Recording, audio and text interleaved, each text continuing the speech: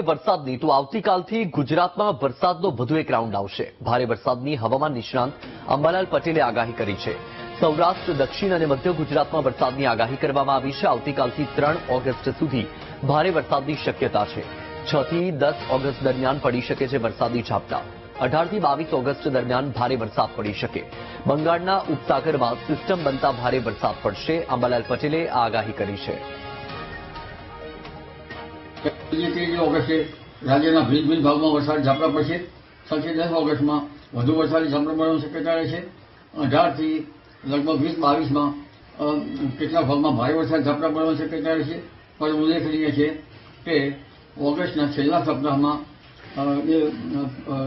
એનજીઓની સ્થિતિ લગભગ 12, 13, 14 જુલાઈથી મજબૂત થતાં જે વૈશ્વિક લેવલની સિસ્ટમ છે ત્યાંની અસર ભારત ઉપર આવતા હવે બંગાળ ઉપસાગરમાં ડીપ ડિપ્રેશન બનવાની શક્યતા છે, જેની અસર અરબી સમુદ્રમાં પણ આવશે અને મુંબઈ, મહારાષ્ટ્ર, દક્ષિણ ગુજરાતના કેટલાક ભાગમાં 8 થી 10 ઇંચ જેવો વરસાદ થવાની શક્યતા રહેશે।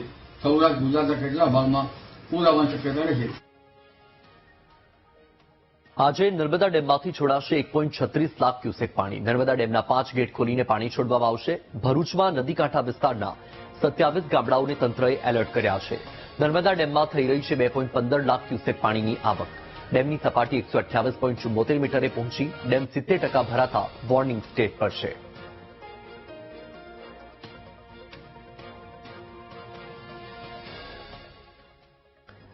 Sardar Sarovar Narmada dam warning stage પર પહોંચ્યું। નર્મદા ડેમના 5 દરવાજા ખોલીને પાણી છોડવામાં આવશે। ડેમમાંથી 1.36 લાખ ક્યુસેક પાણી છોડવામાં આવશે। વડોદરા, ભરૂચ અને નર્મદાના 27 ગામોને એલર્ટ કરાયા।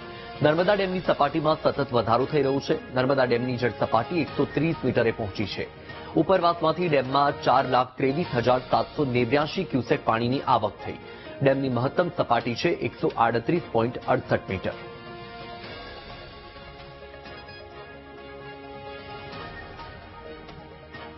તો સતત વરસાદી માહોલ છે ઉપરવાસમાં, જેના કારણે ડેમમાં પાણીની આવક થઈ રહી છે।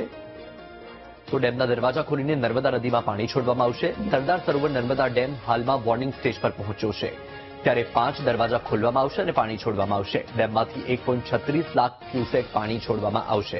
આ સાથે જ નીચાણવાળા જે વિસ્તારો છે, નદીના પટના જે વિસ્તારો છે, તમામ લોકોને એલર્ટ રહેવા માટેની પણ સૂચના આપી દેવામાં આવી છે।